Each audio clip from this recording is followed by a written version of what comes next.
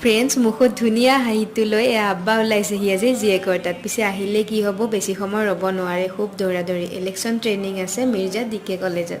আৰু আহিয়ে ক'লে বোলে মোনাত গাখীৰ লৈ আহিছোঁ, ধুনীয়াকৈ চাহ একাপ বনোৱা। আৰু চাহ বনালোঁ, চাহ খাই আব্বাই ক'লে যা এতিয়া মোনাখন চাওঁ তোৰ পচন্দ হৈছেনে নাই। মোনাখন চাই দেখিলোঁ কি যে অনা নাই, ঘৰত থকা সকলো বস্তুৱে উঠাই আনিছে। এয়া কচু, শাক, মিঠাতেল আৰু কি আনিছে সেয়া আপোনালোকক দেখাই আছোঁ ৰ'ব।